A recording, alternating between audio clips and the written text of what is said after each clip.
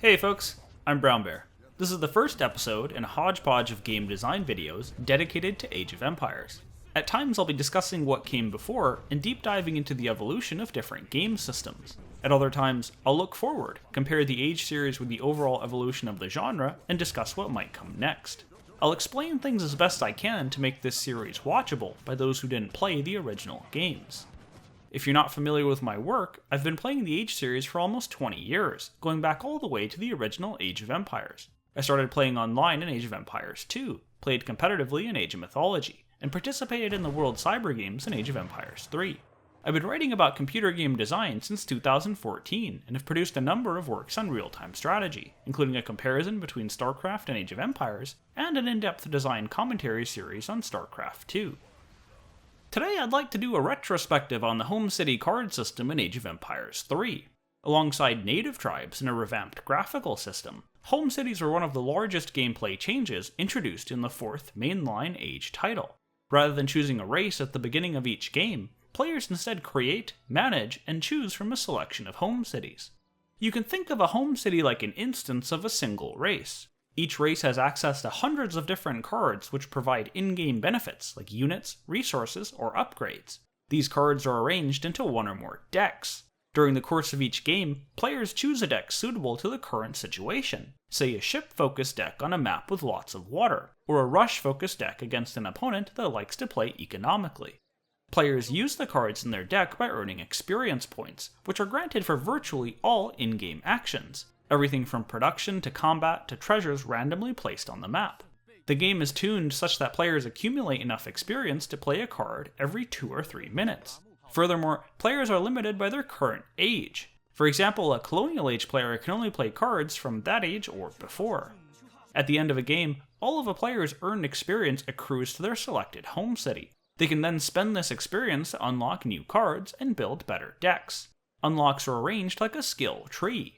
Early in development, this was planned as a branching path with mutually exclusive choices, but this was eventually cut. In the production version of the game, players can eventually unlock every single card. Furthermore, many cards are obviously not so useful, making the grind a lot more manageable than it might otherwise sound. In pre-release interviews, Ensemble cited 3 motivations for the home city system: persistence, progression, and strategy. Persistence was arguably the biggest and most impactful. Players no longer simply chose a race and started a game. Instead, every player had their own individualized home cities with their own levels, unlocks, and decks. Players even got to name their own explorer, which served as the game's initial scouting unit. The designers used this individuality to instill within players a sense of ownership and pride. Here's Dave Pottinger, the technical director on Age of Empires 3, explaining this thinking in detail. I like the fact that going online in the home city rewards me in a persistent capacity. I'm always doing something that makes me better, and that's just cool. I'm doing something that improves my standing, or my stature, or my ego, and that's cool to have in an RTS game. The word cool comes up a lot when you read pre-release interviews. I'm even willing to say it myself. The system has a certain charm to it. The city in the background sets the right tone, and it gradually becomes more lively and vibrant as you unlock more customizations. Artistry on the card icons is surprisingly rich and well done. The overall color scheme is inviting and warm. It feels like a place of calm to relax and think about strategy. These features work in tandem to create a surprisingly engaging experience. The choice to favor thematic consistency is particularly impactful. Rather than focus on power users, the developers tried to build immersion by customizing tab names and dedicating lots of screen real estate to the background city. When Age of Empires 3 first launched, it felt like the strategic possibilities were almost endless. This was of course thanks to many factors, but the home city was an important component. This affected how players experienced the game's strategic component. Experientially, the home city was a very new concept. 10 years ago, a lot of the nuts and bolts of strategic planning happened in custom games and over MSN Messenger. There were no talk shows, no podcasts, and certainly no Reddit. Age of Empires 3 somewhat formalized this theory crafting through its home city management. Players were encouraged to regularly unlock new cards and fine-tune their decks. It's been more than a decade since I played the game seriously, but I still felt the effects of this when I logged into my old account. It felt very natural to page through my decks and consider the strategic choices. I even hesitated to unlock new cards because I felt like I needed to put more thought into it. Even after so much time had passed, I still felt like these cities were mine, like I had some kind of stake in them. One of the first questions players might ask about this system is the implications for balance and competitive matchmaking. What does it mean when a player with a maxed out home city and full unlocks beats a player with a level 1 home city? In pre-release interviews, Ensemble was very clear. Here's a quote from the game's lead designer, Greg Street. "Skill is still much more important than home city level. If I play the best player at Ensemble, I'm going to lose regardless of what levels we are." Out of fairness to Mr. Street, I don't think this comment was intentionally misleading, however it does omit some pretty important context. Ensemble was well known for hiring the series' best players as playtesters. A good example is GX Iron, one of the playtesters for Age of Mythology, who once played the game in a televised match in South Korea. Age of Empires 3 credits Kevin Holm as one of its playtesters. If you're an Age fan, you might recognize him as the Sheriff, formerly a very good Age of Empires 2 player. In other words, it's not really surprising that home city levels didn't matter when Mr. Street played Ensemble's best player, and it doesn't say much about the feature's impact on competitive play. A more interesting question is how persistence affects players who are quite close to each other in skill level. Many cards unlocked later in the skill tree were quite powerful and noticeably affected in-game performance. I pulled out my old decks from the Dutch that I used when I practiced for the World Cyber Games. Out of a 25 card deck, I averaged at least 4 cards that required a level 25 home city. 2 of those cards required a level 40 home city, and one of them was so powerful that I used it in virtually every single game, the Bank Wagon. Assuming you level your home cities fairly, it would take you at least a couple weeks to get one to level 40. Multiply that by 8 civilizations at launch, and it would take a dedicated player around 4 months just to maximize the potential of every race. That might not sound like a lot, but experientially it's very punishing. Switching from a high level to a low level home city incurs an immediate handicap. This is compounded by the nature of the Age series, wherein players would regularly switch races and rarely focus on just one. The larger problem is the sense of doubt. Did I lose a game due to a skill difference, or was it simply because I lacked the right cards? If you've ever read a forum for a real-time strategy game, you can probably guess how a lot of players responded. Coming back to Age 3 after a long hiatus was particularly painful because it was impossible to adapt to changes in the meta without first grinding up some unlocks. At launch, the matchmaking ladder was based on home city level rather than a matchmaking rating, the worst of all solutions. It reinforced the idea that home city levels mattered more than skill, and pummeled new players as the best grinded up their low-level home cities. It took almost 2 years, but the developers did eventually fix their mistake. Prior to the launch of the Age and Dynasties, the game was patched to pre-level in new home cities based on a player's existing ones. The feature worked kind of like the modern-day level boost in World of Warcraft, and allowed experienced players to immediately use high-level home cities. I mention WoW not because I'm trying to make a reference to a more mainstream game, but because the developers themselves mentioned it when discussing the design of the home city system. It was specifically cited during a discussion of the mechanic's overall pacing. Here's another quote from Mr. Pottinger. "Right now, we're probably more worried about the pace. Is single player faster than multiplayer? Is single player slower than multiplayer? How often should you feel like you maxed out of a particular home city character online? We're looking at MMOs like World of Warcraft and stuff like that. We have a lot of people in the office who have 3 or 4 WoW characters, and they play them all at the same time. We're always looking at stuff like that." Back in 2005, World of Warcraft was less than a year old and still in the process of shocking the entire industry. It was an unprecedented and monstrous commercial success. That means it's not really a surprise that Ensemble tried to port over some of its design decisions. Even if we omit the financial component, it shouldn't shock anybody that employees at a games company tend to play and be influenced by popular games on the market. The trouble is that persistence works differently between an MMO and an RTS. For example, I recently put a few hours into the starter edition of WoW and had a pretty fantastic time. I had never played the game before, but that doesn't matter because the title features different zones for differently leveled players. The mere existence of high-level players doing endgame content and farming the highest end gear doesn't affect my experience in the slightest. Magic the Gathering, another influence cited by Ensemble, avoids this problem in a different way. The quality of the cards in your deck affects how well you can play the game, but that's an intentional design choice. Part of the fun is opening packs and collecting the best cards. You don't even need to play the game to look at your collection, read the lore, or let your imagination run wild. Again, the mere existence of experienced players playing the highest level cards doesn't affect the enjoyment of anyone else. What I'm trying to say is that the concept of leveling can work if a game is designed around it, but competitive RTS just doesn't work that way. The expectation is that games are decided on skill and strategy, not farming levels on a player's race. This flips the persistence concept on its head. When it was discovered that the Ottomans were the best race in the game at launch, everyone rushed to level up their Ottoman home city.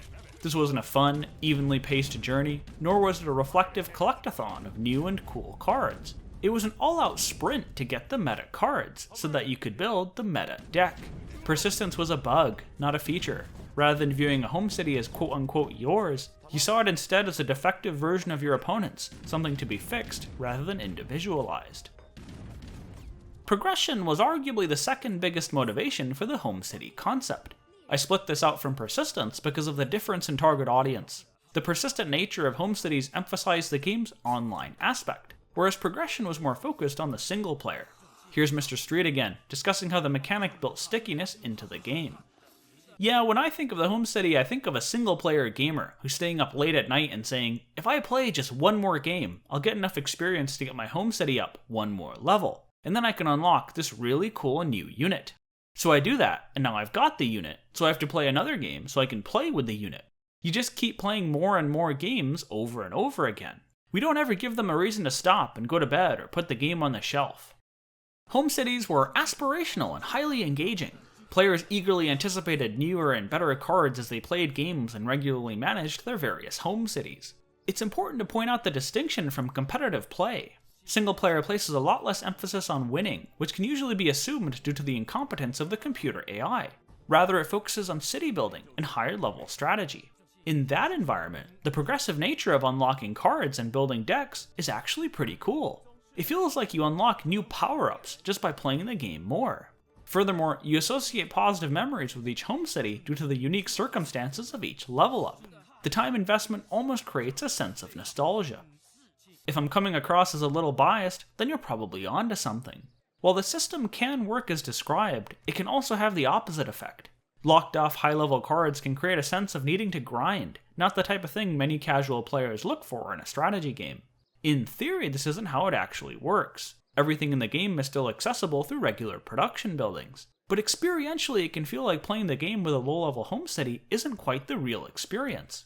Many players work around this system by editing the game files to give themselves maxed out home cities. That the top review on Steam recommends you do this before even opening the game ought to tell you how many players viewed this system in practice. Strategy was the last design motivation for the home city system. Players accrue experience points by completing in-game actions and spend them on resource, upgrade, or unit shipments. Principally, this makes experience not much different from a regular resource like food or wood, meaning many of the same fundamentals apply. For instance, it's usually best to spend shipments as soon as you get them unless you're about to age up.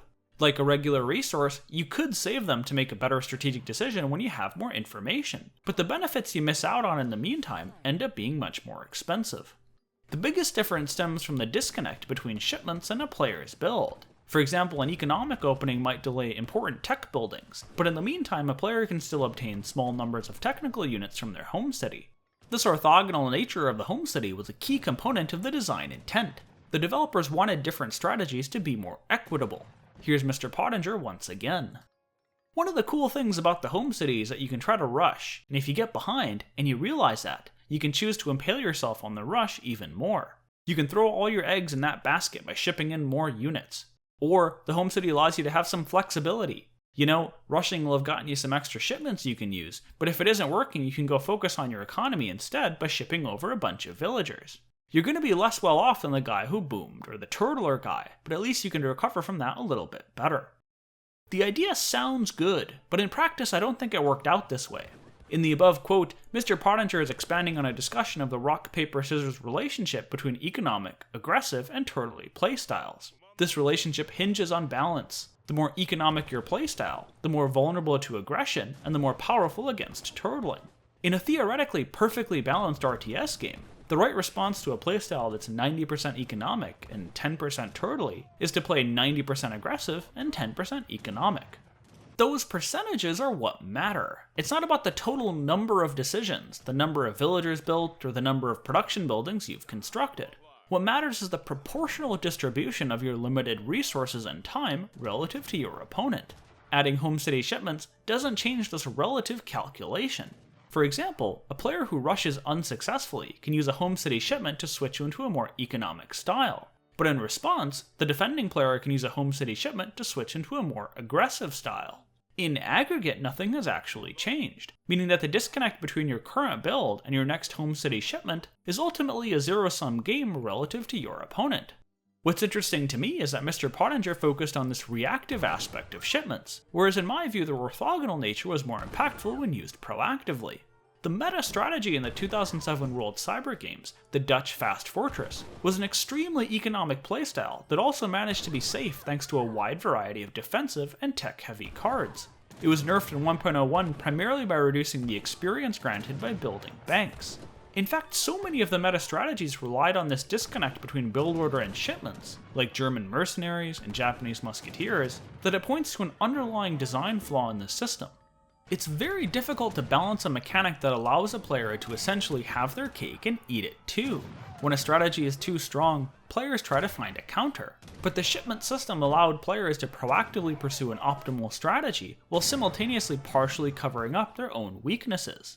To contrast with the reactive example cited previously, it's not game-changing for a rushing player to ship out a handful of villagers because the defending player can ship out a handful of raiding units. On balance, nothing has changed. But there's a huge difference between an economic player proactively compromising their build order in case of a rush, and an economic player going deep into their desired tech path because they know they can ship out defense if they need it. It's the lack of a need to proactively compromise that matters, a problem that was compounded by strong early game defenses. Without this, players can play as greedy as they want and snowball imbalanced unit compositions. This made the metagame's development feel like a game of whack-a-mole. Players would find a super strong strategy, everyone would use it, the developers would nerf it, and then everyone would move on to the next best thing.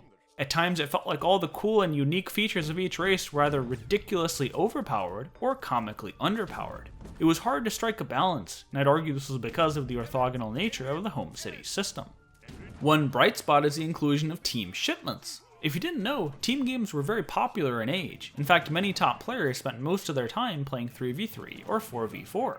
The synergy between different team cards and the vast number of possible permutations felt like a strategic greenfield. Furthermore, it lacked the balance considerations of 1v1 because players rarely played to the meta when playing team games with friends. Everyone would just pick their favorite race and try lots of different strategies to see what worked. So far, I focused pretty intensely on strategic theory crafting, but I don't want to ignore the home city's experiential aspect. I'll put it bluntly, it's pretty damn cool to play cards in the middle of a real-time strategy game. Theoretically, experience is just a resource like food or gold, but experientially it's a hell of a lot more fun. One of my strongest memories of Age 3 is that short sound effect you hear when a new shipment is available. I also remember seeing the name of my opponent's chosen deck, and getting a feeling for what they were planning. Whatever faults the home city system had in terms of strategic theory, it partially made up for in the way it added to the experience. Shipments added a feeling of power, and punctuated the gameplay in a really positive way. I'd liken it to the way aging up feels more impactful than, say, building a fusion core. In theory, they're both just traversals of the technology tree, but experientially they feel very different. It's on this experiential note that I'd like to close out this video.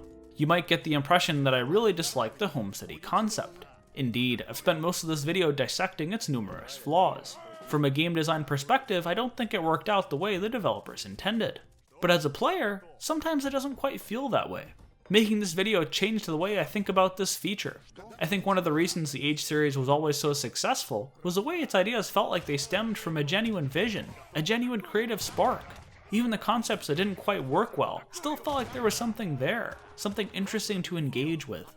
The home city is a good example. Creating it, naming it, unlocking cards, adding customizations, building decks, receiving shipments. It all creates an experience that I've never quite gotten from any other real-time strategy game. The best way I can describe it is a sense of limitless possibility. If you've never played Age of Empires 3 and you're interested, do me a favor and check it out, and let me know how this system feels. Not whether you think it's balanced, or well-designed, or fits into the meta, but rather, how does it feel? I'm really curious to see what you think. Alrighty, that's everything I had for today. Thanks for watching. If you enjoyed this video, I'd love it if you followed me here and on Twitter and Facebook to receive regular content updates. The relevant links are in the description below. All the best, and see you next time.